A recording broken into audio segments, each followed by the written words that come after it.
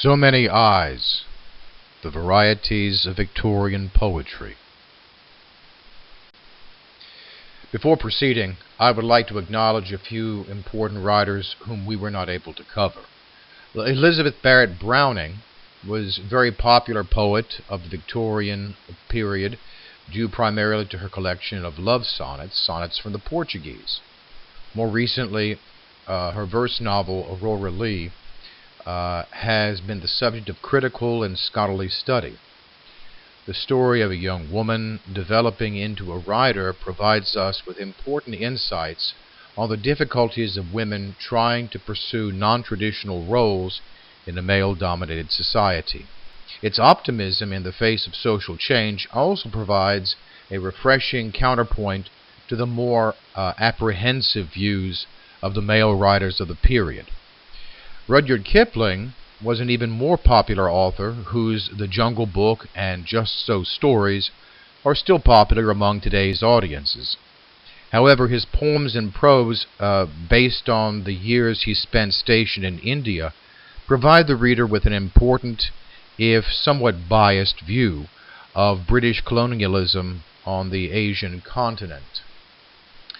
George Bernard Shaw's plays sought to comment on the social situation in England during the late Victorian era and the early part of the 20th century, and often their subject matter was taboo. Initially banned in several countries, his play Mrs. Warren's Profession was a sympathetic treatment of prostitution.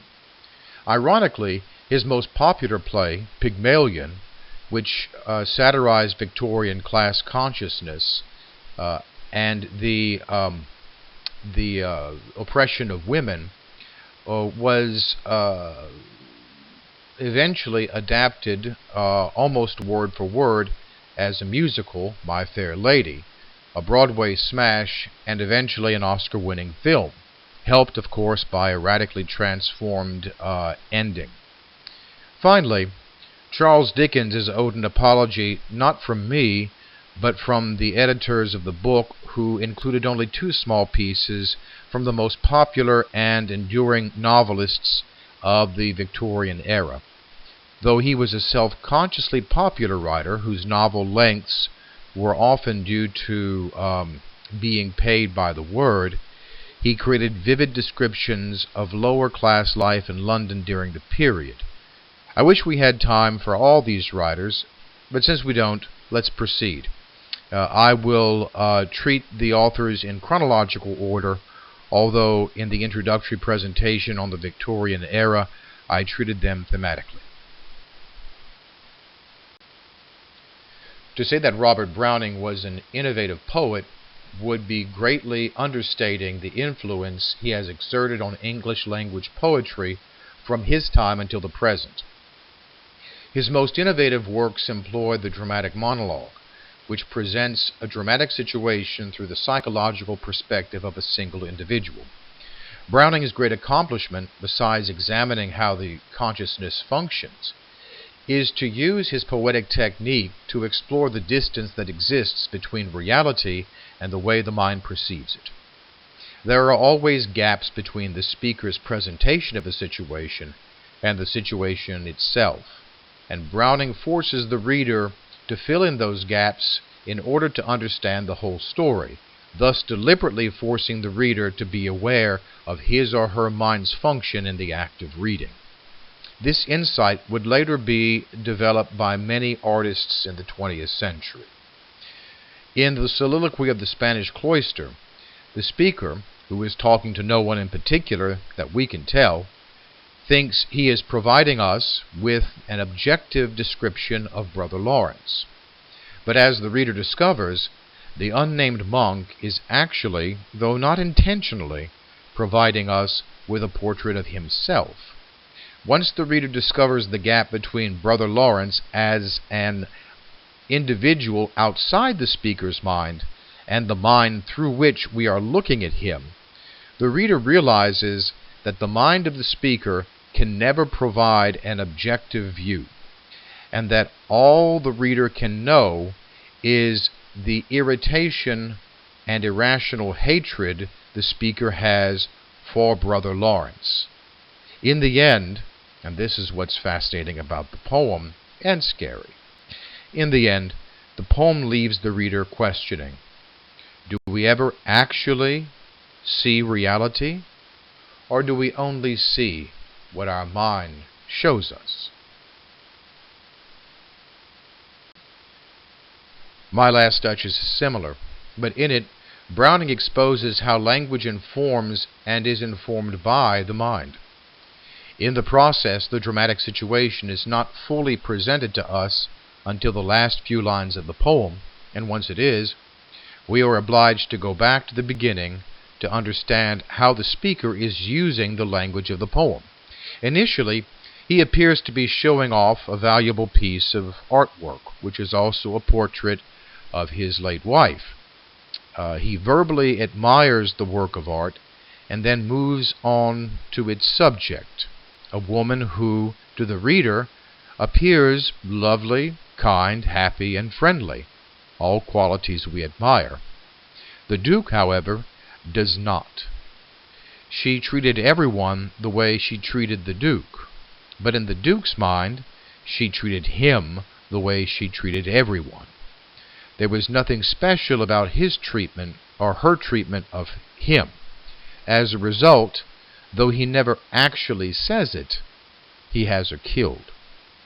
After this revelation, we discover that the person he is speaking to is there to arrange a marriage between another woman and the Duke. Why, then, does the Duke relate the story? The answer does not lie in the words of the poem themselves, but in what is not spoken.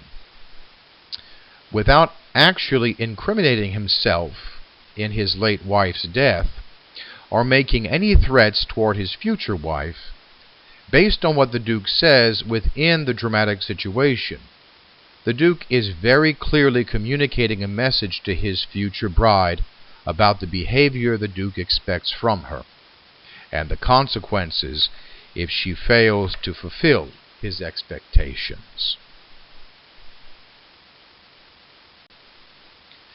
Matthew Arnold's Dover Beach has proven to be quite popular, not just in his time, but even unto the present day. There are three sections to the poem.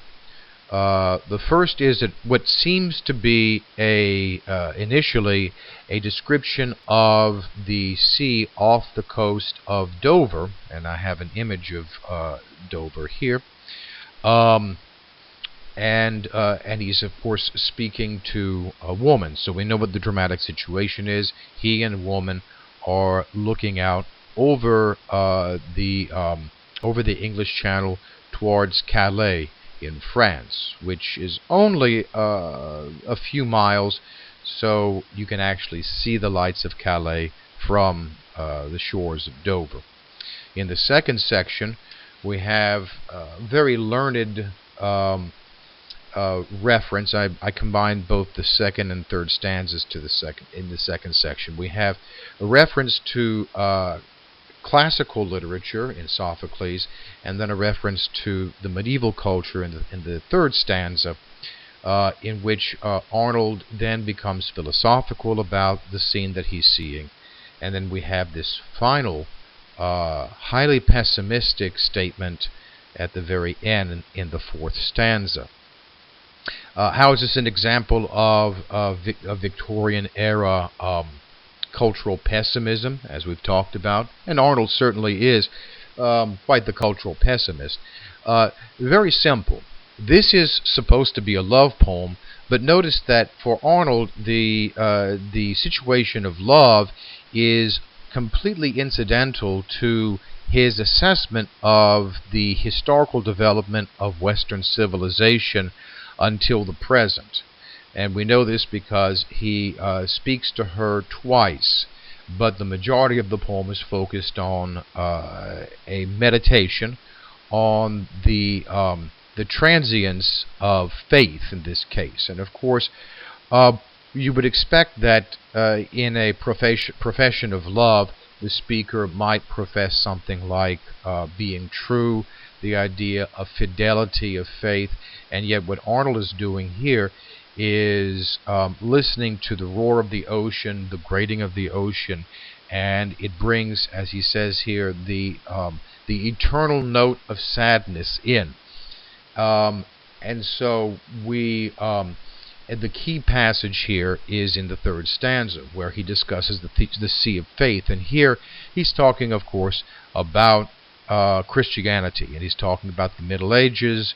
And so the sea of faith here, the sea is a metaphor for belief. And he claims here that the sea of faith was once too at the full and round earth's shore, lay like the folds of a bright girdle furled. And that's beautiful stuff here. It's just pessimistic. But what does he hear now? Now, once it was full, so once faith was full, but now I only hear its melancholy, long, withdrawing roar. So, contemporary society has lost its faith, has lost all certitude, and so that becomes very important for the last stanza.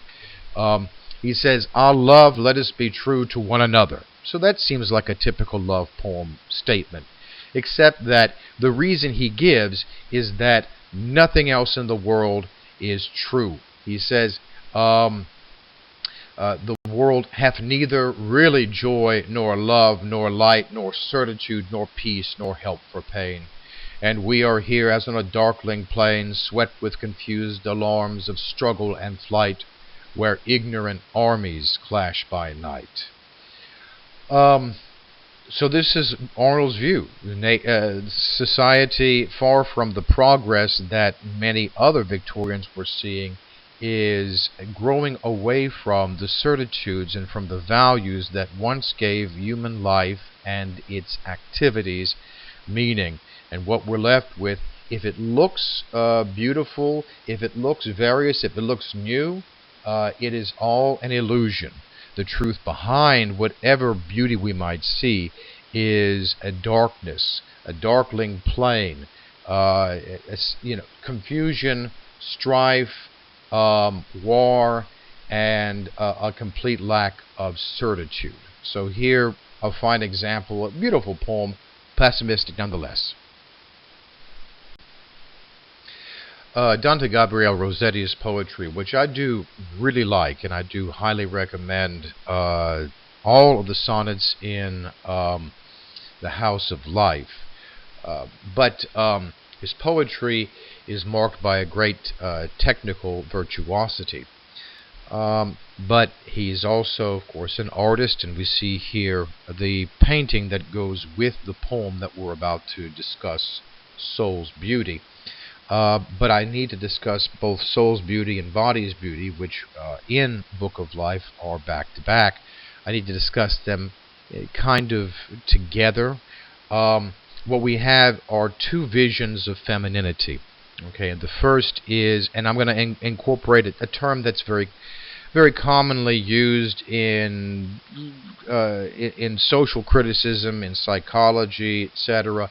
That is the Madonna whore complex.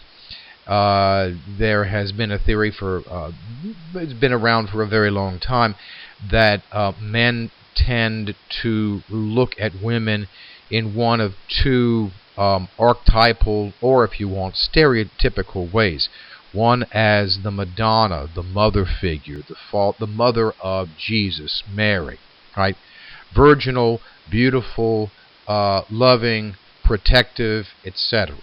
The other is the whore, right? And so the temptress, the femme fatale, the woman who is looking to seduce and destroy men, the woman who is the sirens, for example, in, if you know, the Odyssey. The sirens are very commonly used analogy for a woman who is seen in this regard. So for Soul's Beauty, we have imagery that focuses on the non-sensual. The focus is on things like flying hair, fluttering hem. There is heart, there's feet, there's love and death. Basically, Basically, here we have an image of a woman, and you can see in the painting the iconography of the painting mirrors the tone of the language. We have incense burning in the back. We have a woman whose head is covered, indicating modesty. A woman who's holding a quill, indicating knowledge or law, as in the 2-1 law, right? That she is drawing people to the one law, very much as Mary, the Virgin Mary, is considered drawing people to her Son, Jesus. So that's what we have here in Soul's Beauty.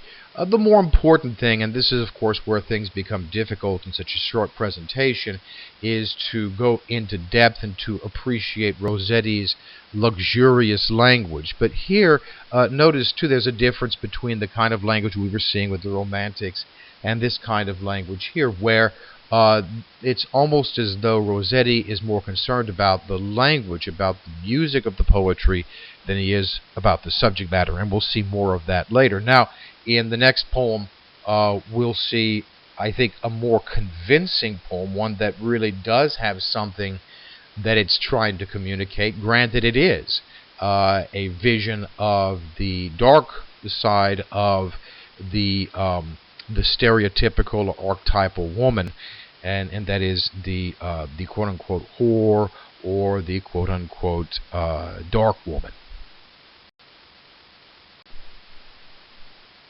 I find it interesting to look at the paintings that go with both of these poems, and looking at both, you'll notice that if you look back at the previous one, the woman is making eye contact. She is making herself available to the viewer.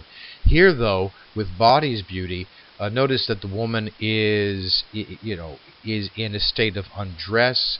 There is a preoccupation with herself and her own sensuality. So she's combing her hair. It's the comb that she holds, and the mirror, indicating self-regard, that she holds instead of the quill. The incense is gone. Notice there are candles in the window, but they are extinguished, indicating that there's not that kind of divine light going on here.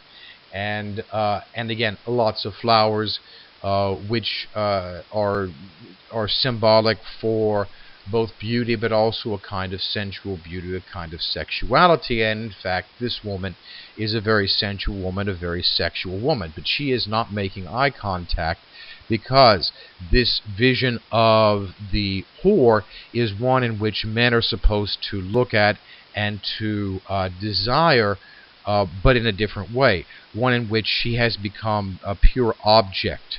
If the eyes are the window to the soul, we get the soul in the first painting. We do not get the soul in the second painting, because because Rossetti does not want us to see or to think about her as a soul. He wants us to think about her strictly in bodily form. What he's using in the poem is the apocryphal story of Lilith. In certain Jewish or Hebrew apocryphal literature, there are some stories of, I guess you can call them folk tales, however you want. They are certainly not canonical, that before Eve, Adam was married to a woman called Lilith, but Lilith turned out to be something of a more powerful and uncontrollable woman than Eve wound up being. And so Adam was dissatisfied with her. Lilith goes off and becomes a kind of witch or demonic figure in some of the Hebraic folklore or folk tales. But here, that's what Rossetti is using, or that this is the story that Rossetti is using in order to communicate this sensuality of the female stereotype. And notice the words here, right? There's witch. There is enchanted hair. There are all of these images that suggest that she has some kind of supernatural power, but it's a malevolent power. We do not think of a witch as being something positive. And notice her sweet tongue, this is line 3, her sweet tongue could deceive. She is a deceiver as well. Let's see, and subtly of herself contemplative. You can see that in the poem. She is contemplating herself. What does she seek to do? She seeks to draw men to watch the bright web she can weave. What is the purpose of the web? Well, to capture things, as a spider would capture a fly. And again, the idea of the female spider, the black widow. All of these things probably are registering, and it might be a little bit, belaboring as well. What do we get at the very end of this poem? And again, the poem itself is seductive. Its language, its imagery, is taking something that is again seductive, that is forbidden, that is denied, especially in the Victorian period, and making it seem as delectable as the fruit of the knowledge of good and evil. Forbidden fruit is what this poem is about, and that's what this woman, this image of the woman, is about. What is the fruit that is forbidden? It is her sexuality. It is your being able to have access to her sexually.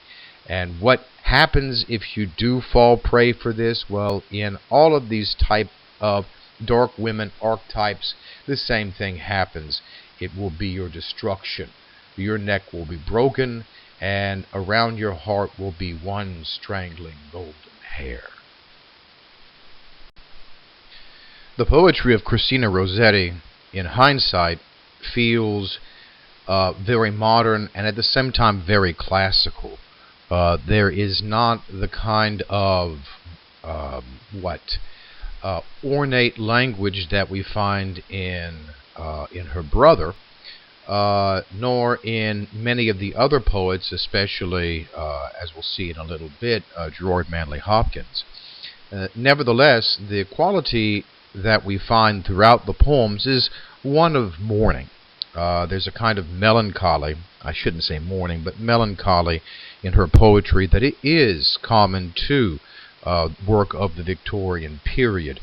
So the three poems that I want to touch on briefly here are the two songs and then Triad.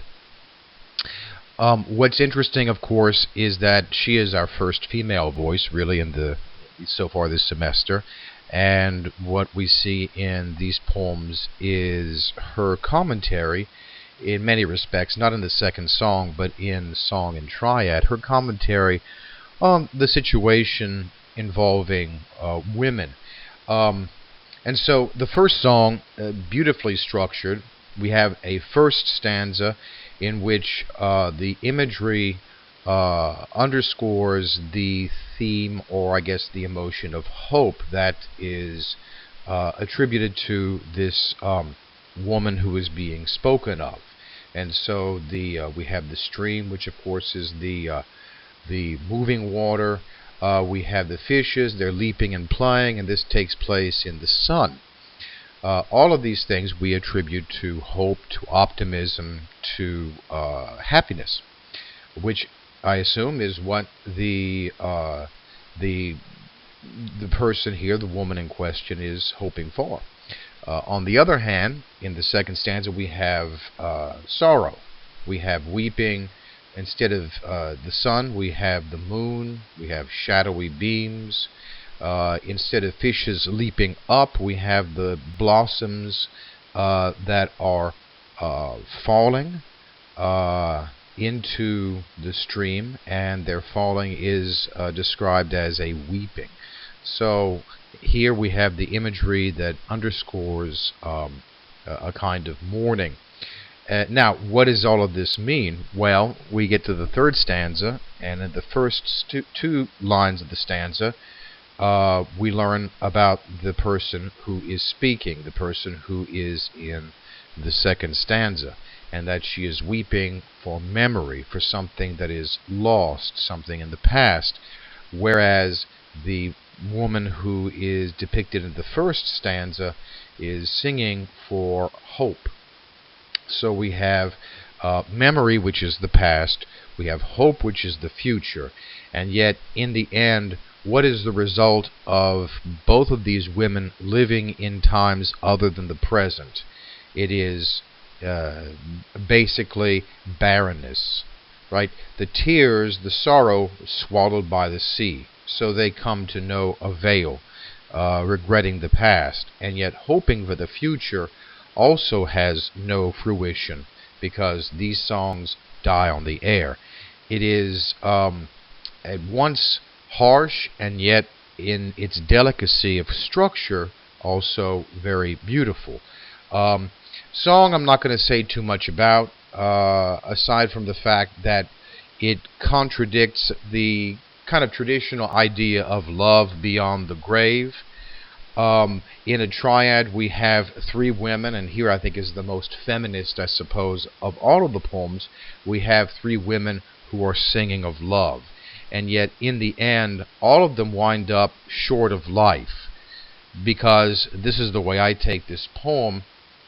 Each of the women seeks love in only either the acceptable or the unacceptable way, right? One who craves love but can't have it, so she's a spinster. One who desires love but it's outside of wedlock, and so she's shamed.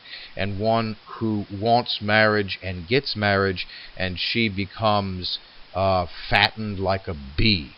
So it is in all of these roles that women are sort of forced to play within society, the end result constantly is a lack of life. In an artist's studio is a commentary on the paintings of Christina's brother Dante Gabriel Rossetti, and specifically his fascination, albeit maybe even obsession, with Elizabeth Siddal, his first wife. Here we have one of the very paintings that Christina Rossetti may have seen in the artist's studio. This is one in which she featured as his model, and did until her suicide. What's interesting, I think, about the poem is the way in which it presents how men, the disjunction between the way that women are depicted and the way they actually are. And so what we see in this particular poem is that the poet cannot see the actual woman, Elizabeth. All he can see, we see painted on the canvas. He paints, as she says, not as she is, but as she fills his dream.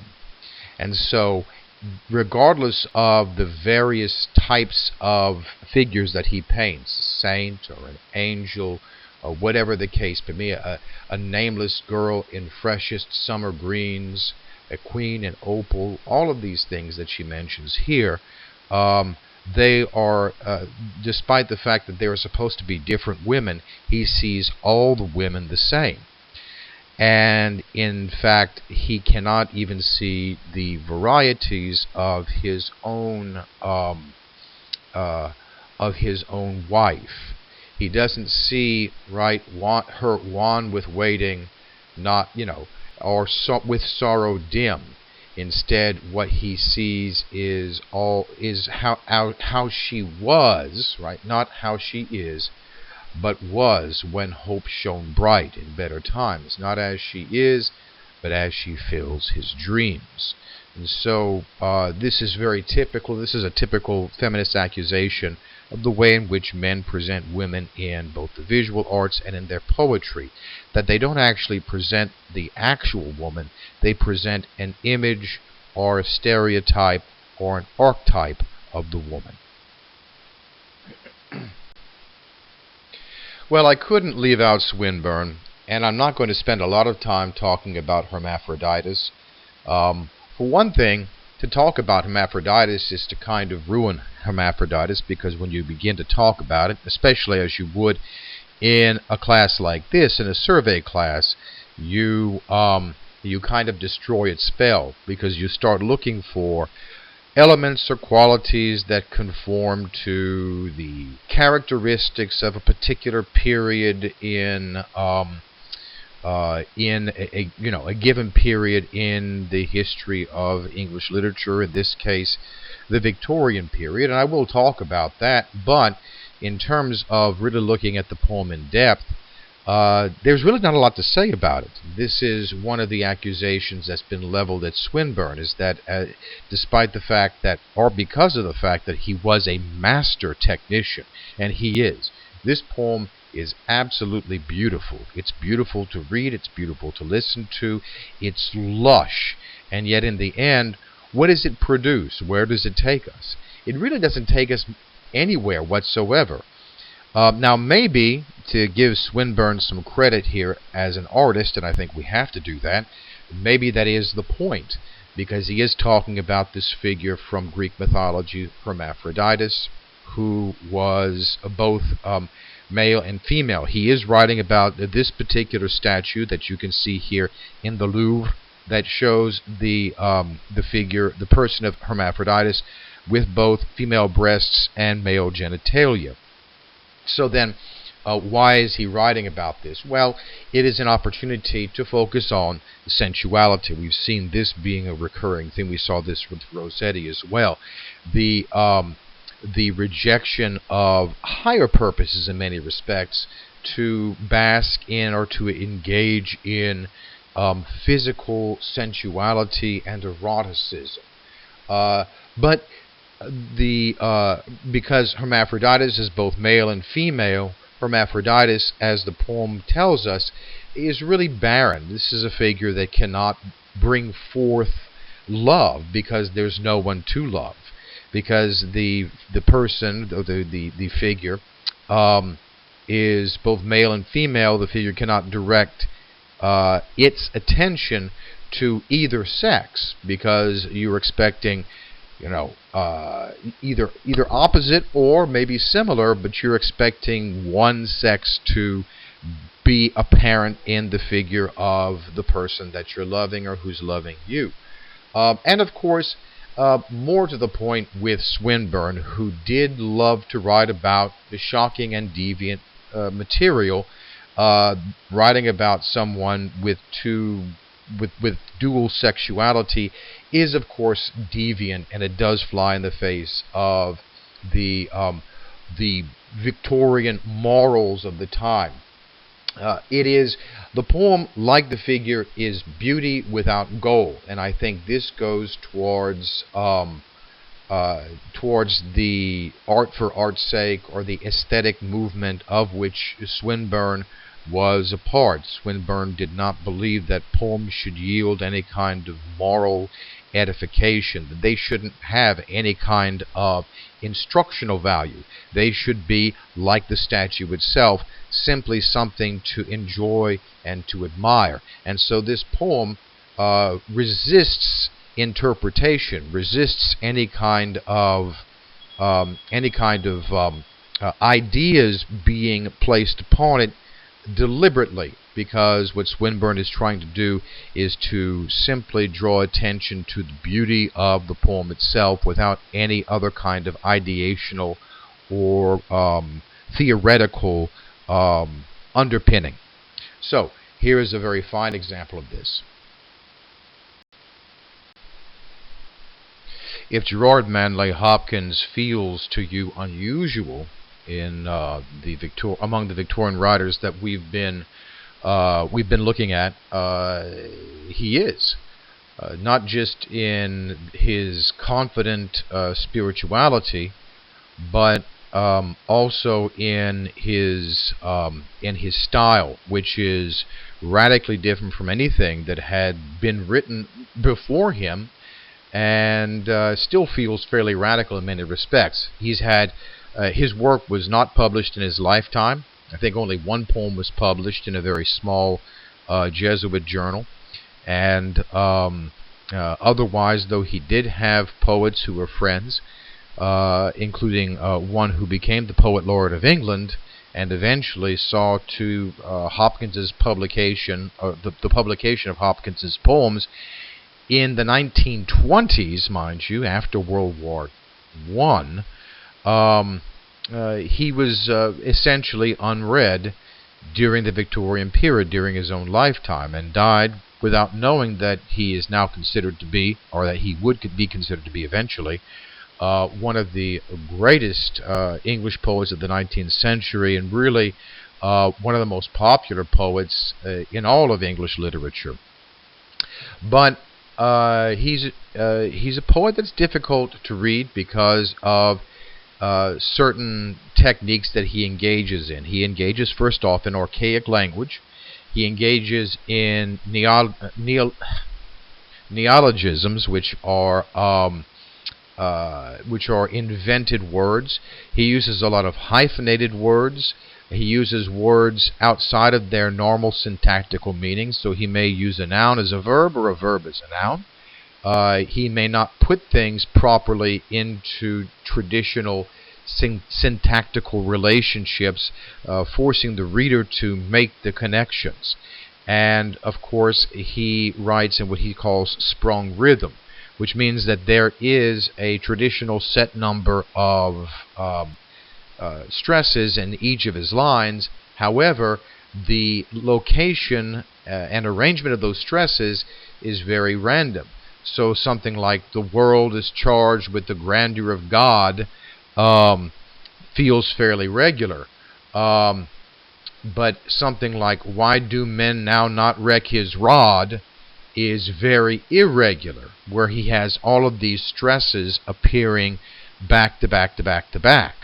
Why does he do this? Well, he believed that the idea of language was to, first off, he thought that he was going back to the roots of English poetry, its Anglo-Saxon roots. And in fact, in many respects, he is. Anglo-Saxon meter did have set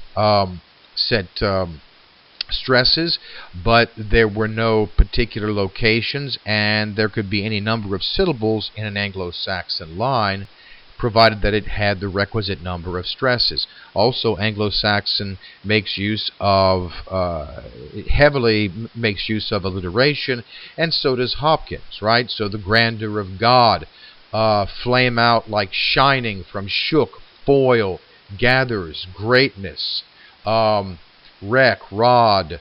All of these things are ways in which Hopkins thought he was getting back to a kind of originary poetic articulation. But also in his poetry, and this of course is I think the easiest one to read, we see Hopkins trying to access a spiritual reality that lies outside of normal linguistic articulation. And so he is constantly reaching through language or pushing language in order to get at what he's seeing in the world. And what he's seeing in the world, of course, is what he calls in stress or inscape. Inscape is the unique individuality of every being in the universe, given to that being by God, but actualized in the living of that being. And human beings are unique in this regard, that they have the capacity for seeing that in stress, which Hopkins calls inscape. And so Hopkins is focused on individuality as a spiritual experience, and he needs language that can communicate that. As Kingfishers Catch Fire, I wish I could have spoken more about God's grandeur, but I don't think it requires that much commentary. We have here a poetic articulation of what I was just talking about. As kingfishers catch fire, dragonflies draw flame, and you can hear the alliteration there.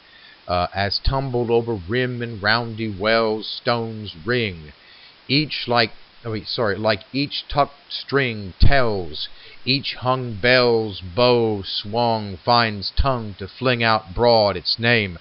It's beautiful, but you really have to work at it to figure out exactly what he's saying. But here he's using a bell as a metaphor for flinging out its own. The sound that it makes is its unique sound. It is what it was created to do, to let out this ring. And each bell sounds differently, and that's what he says in the second in the second four lines of the poem.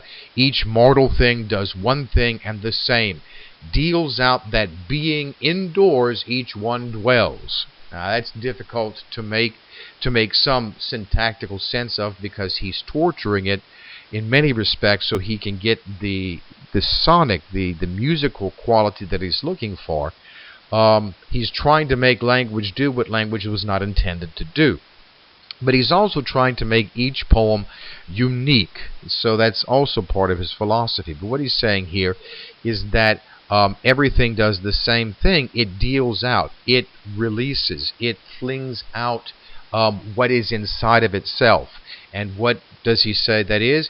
He says it selves. This is a term that he uses in his letters as well, that all things are engaged in selving, that the process of life is the process of becoming, or the dynamic process of being and becoming oneself. And it is, and every self is unique. In many respects, this is, again, a very, well, I don't want to say it's very Zen-like, but it is very Zen-like, not in the articulation necessarily. So, it selves, it goes itself. Myself it speaks and spells, crying, what I do is me, for that I came. Okay, so then, of course, in the sestet, because this is also a sonnet, just like the previous one, he says something more profound. He says, I say more. Notice, by the way, these stresses here are Hopkins stresses. He does this in his poems to make sure that we give stress to the right words, and sometimes he will stress words that would not normally be stressed, that he would give accents to unstressed syllables. So he says, I say more. The just man justices. Now here's an example of where he takes a noun and turns it into a verb. What makes a man just is that he acts in justice. But that's far too prosaic and expansive to work into a poem. So Hopkins simply transforms the word justice into the action to justice, which again doesn't exist in everyday English language, but this is what he's trying to get at, and he's trying to force us to understand exactly what he's saying. The just man justices, and that he acts in God's eye what in God's eye he is, Christ. And this is where Hopkins now becomes somewhat of a very radical theologian, although he does base all of his theological ideas on John Duns Scotus, the 13th century, or excuse me, 14th century philosopher who spent time teaching at Oxford. So what he says about us is that what God sees in us is Christ, right? The human part of the divine, which of course Christ being both human and divine. For Christ plays in 10,000 places, lovely in limbs and lovely in eyes not his, to the Father through the features of men's faces. So it's as though what Hopkins is saying here is that God knows Christ completely by knowing him as a human. And so knowing humans, knowing the creation, the humans being part of the creation, knowing the created part of Christ is the way in which God fully knows Christ. And so he sees in us, right? In God's eyes sees in us Christ. Very radical and conservative at the same time. And I don't want to go on too much about Hopkins anymore, because a lot of what I'm fascinated by and what I've studied are the more arcane, I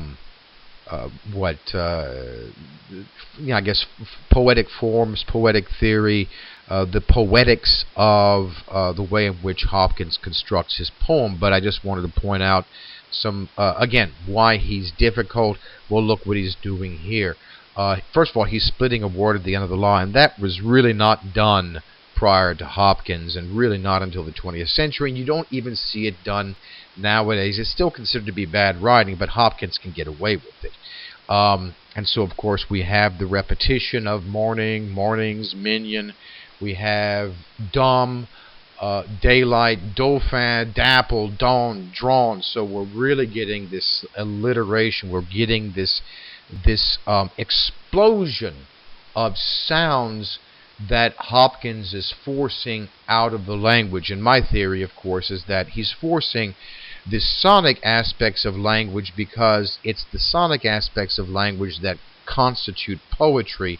And above and beyond that, you can analyze all you want the meanings behind words, but meanings wind up limiting what a poem can say. Where a poem transcends average speech is in its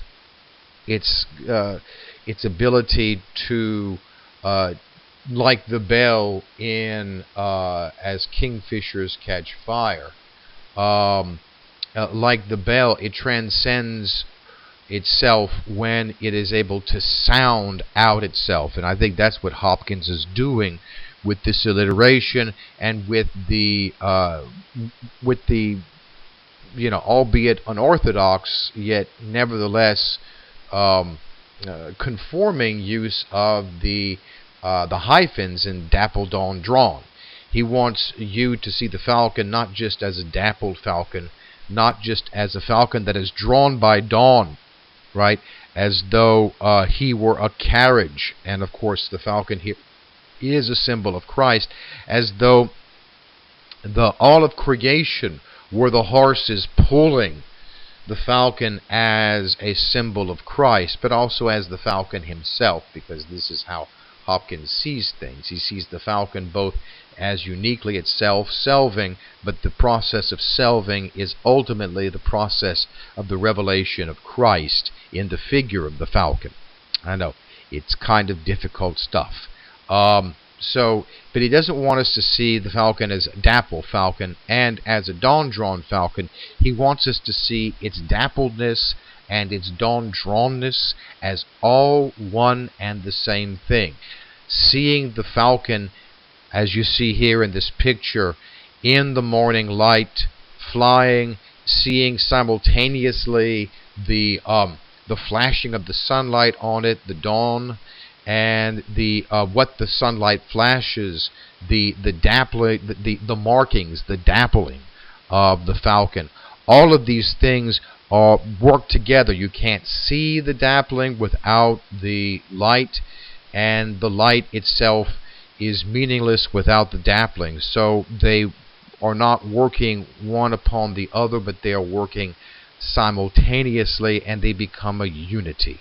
And so here, in order to communicate that, the very difficulty of the language, the very structure, the syntax here, is the way in which Hopkins communicates it. And so he makes dappled on drawn one word, because he wants you to think of these two separate situations as are these two separate contributors to a situation as one. He wants you to see the totality of the falcon and not the sunlight hitting the falcon, and the falcon also has dapple stuff. That's prose. Here we have the totality of the falcon rising in the morning. So that's really all we can do with Hopkins right now. There's much to say, but perhaps I've already said too much. And our final poet to look at is Oscar Wilde, who is also a member of the aesthetic movement, or the arts for art's sake movement, also the decadent movement. He was kind of a dandy, and if you've read the introduction, then I don't need to go into that. What's striking about these two poems that I've assigned, especially Impression du Matin, is how modern they feel. And you're going to experience some of this type of imagery and the mood of this imagery when you read T.S. Eliot in a couple of weeks. He is a modernist, T.S. Eliot is. Wilde is not, and yet Wilde's work is clearly setting the stage for Eliot's work and for the work of a lot of modernists. I included the paintings here because, as the book points out, there is some suggestions that the Whistler painting on the left it was an inspiration for this particular poem. And I think if you go back and read the poem and look at the painting, I think you're going to find a lot of common elements there. And in addition, the nocturne of blue and gold, and we see the blue and gold there. We see the harmony in gray, and that is, of course, the subtitle of the painting on the right, also by Whistler, who is an important model. You all probably know Whistler's mother, or so-called. It's the so-called painting, Whistler's Mother, the old woman sitting in a chair. It looks. I used to think, well, that seems pretty dumb. Of course, now that I've studied art history, I realize what a radical painting it actually is. But you have to know what it is you're looking for and what it is you're looking at. And so the portrait of this young girl here, there's not a lot of happiness in this portrait, and it is very, very muted. I don't want to say dull, but very muted.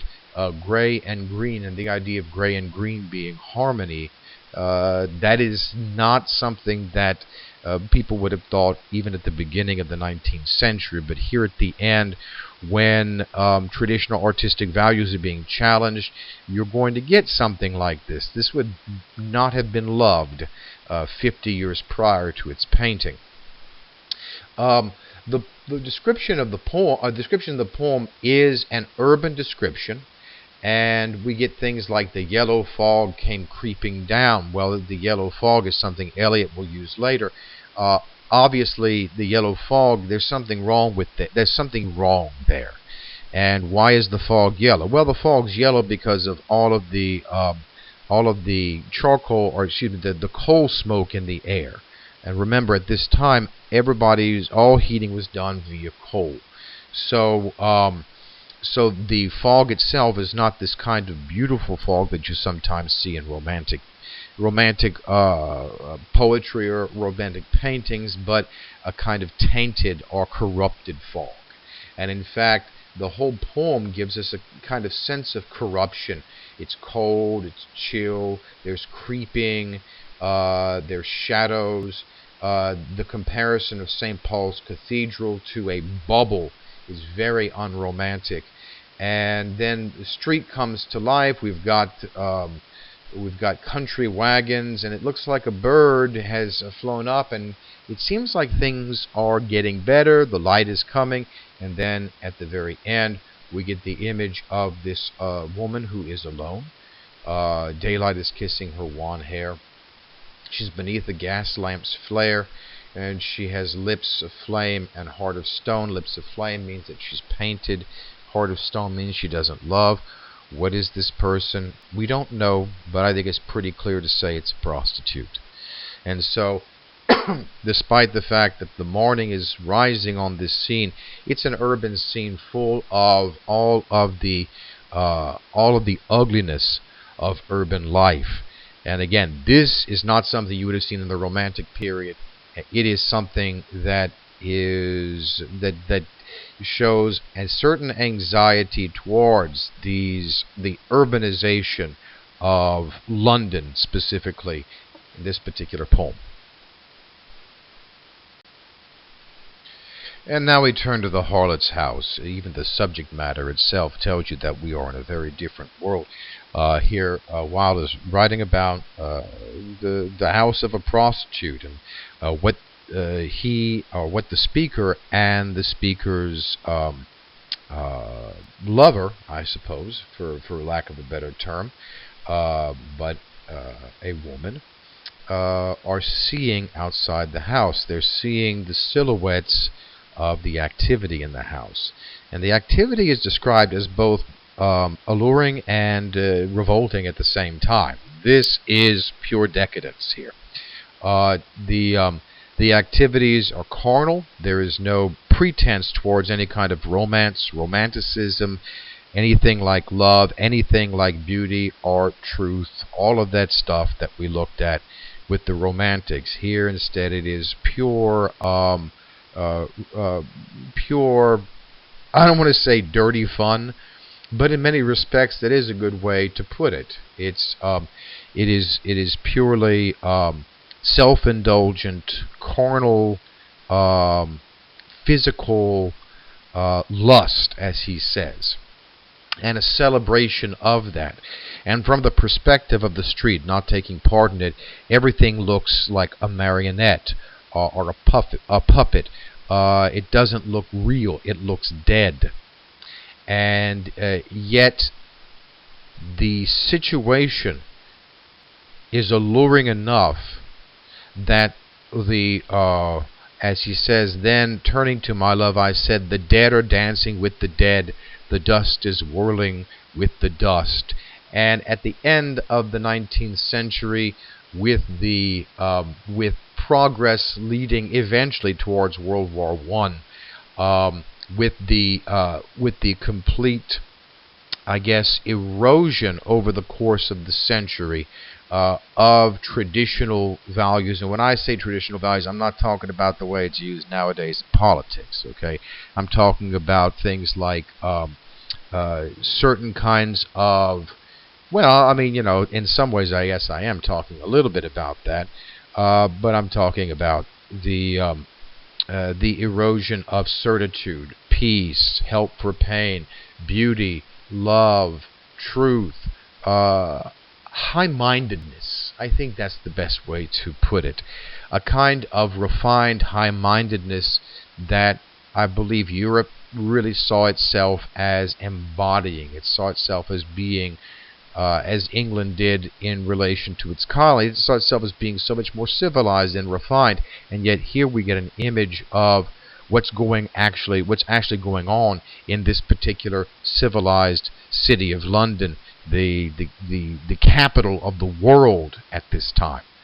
And what is it?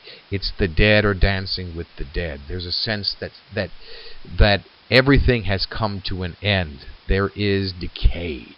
And that's what the term decadence, of course, refers to. The state at which there's nothing left to do. There is we can no longer go down this particular path from the Enlightenment to Romanticism to now. And so there's a kind of almost celebration in Wilde's poems and in Swinburne's poems in the death of civilization, and the dust is whirling with the dust. And then what does she do?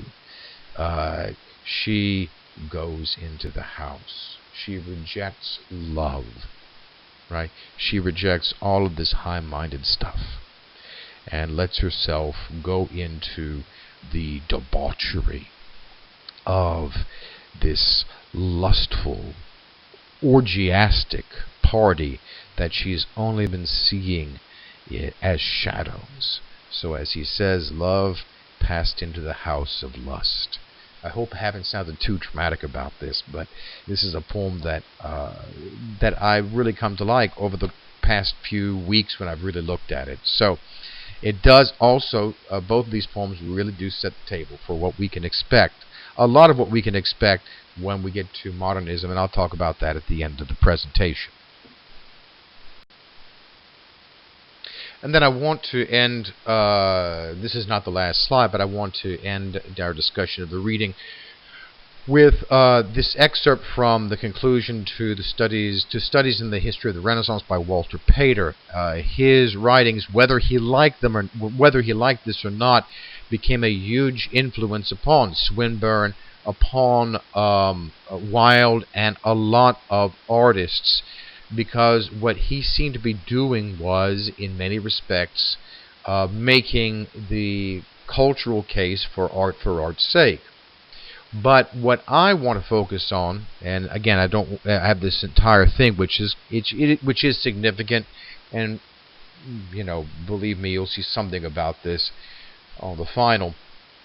It is significant in what he identifies. He says, and if we continue to dwell in thought on this world, not of objects in the solidity which language invests in. What he's saying here is that what we call a chair, what we call the sun, or what we call a cat, basically these are words that convey ideas so that we can hold these objects in our mind and then arrange them. Basically, symbolic logic, like 2 plus 2 equals 4, is also the same with language. Language is a kind of symbolic logic that allows us to understand and then manipulate the world.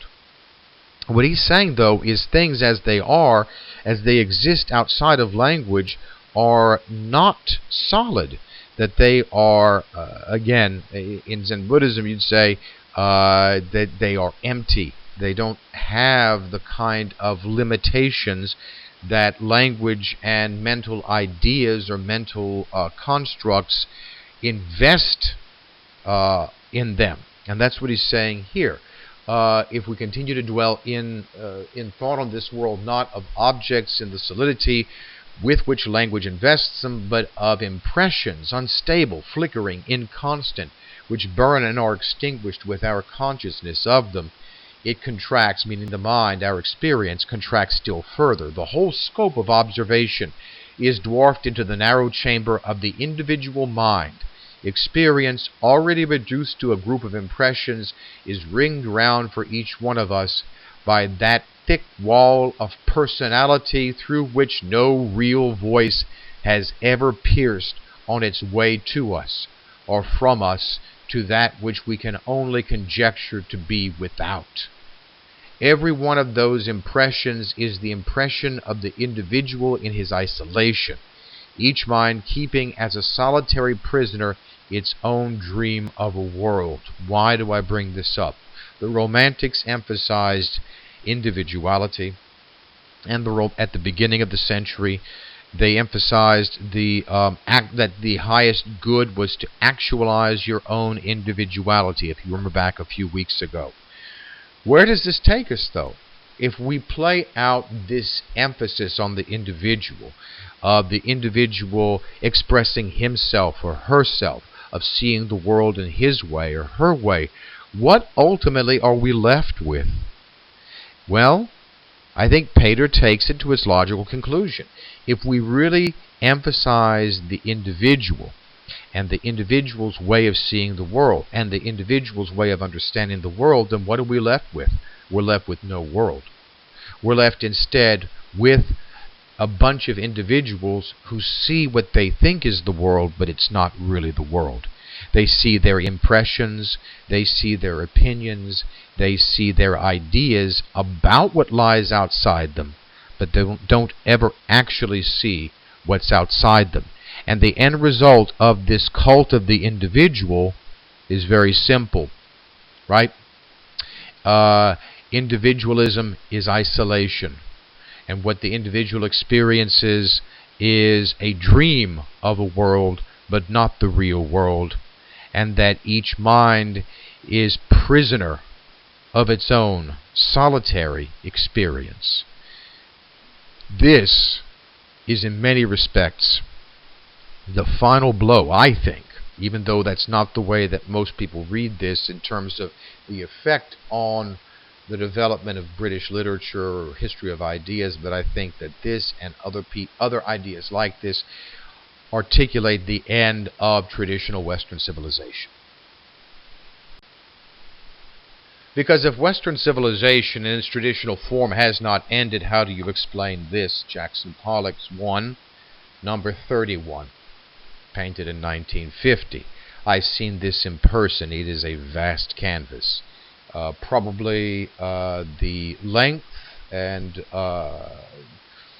the length and height of the wall in my room as I'm recording this. Probably, let's say, 20 feet by about, I don't know, 20, barely more than 20, 20 feet and 12 feet, maybe a bit more. It is huge. And when you approach it, what do you experience? You experience chaos. You experience exactly what Pater talked about. A series of impressions that have no organizing force. In fact, what it tells you is that if there's an organizing force in this painting, if there is, the organizing force exists in one mind, and that is the mind of Jackson Pollock. And that only Jackson Pollock sees this as it, quote unquote, is supposed to be. And that you or I or anybody else cannot see what Jackson Pollock wants us to see. And that's, in many respects, what a lot of people, or how a lot of people approach something like this, which is an example, by the way, of abstract expressionism. However, that's not necessarily my experience of it. Okay, what I do see in it, of course, is a complete breakdown of representational art, which was the cornerstone of Western art throughout the years until you get to near the end, mid to the end of the 19th century. If you think back to the Turner painting about the snowstorm, the steamboat in the snowstorm, and you see that while there are suggestions of a reality outside of outside of the impression being painted, what we see more of is the impression. Here, though, we don't even see the impression of a world. We see the impression of an impression. And this truly would be the product of some mind that is imprisoned in itself, as Pater says. But if you don't understand this, you also won't understand modernism. And how can I defend this painting, which I love very much, by the way? I'm sure that a lot of you are looking at it saying, this is ugly. I don't know how anybody could find it to be beautiful. Well, for one thing, no justice is done to this painting, seeing it on such a small scale, seeing it on your computer screen. In addition, you have no idea, unless you're there, the texture of the painting. The painting itself, to kind of go back to Hopkins's poem, the painting, it impresses you with itself as a painting. Not so much what it's trying to convey beyond itself, just itself. The streaks, the twirls, the various colors, the apparent disorganization of the painting itself becomes a kind of organization. It selves, in Hopkins's words. It is like nothing else. It is totally of itself. And this is what modernism enacts. This is how modernism deals with the situation we're left with at the end of the 19th century. If we've come to the end of a traditional Western synthesis in which we can all agree on certain transcendental values, if we are no longer able to agree on a commonly held reality, then what does the artist represent? Well, the artist stops representing and starts to create instead artistic dynamics. Right? Instead of giving us an image of somebody's face or a bowl of fruit, the artist is telling us, this is your experience. You are living in a world of chaos, and you've got to make sense of it. And so modernism, in light of what we've just seen, is going to embrace that chaos and create great work of art out of it.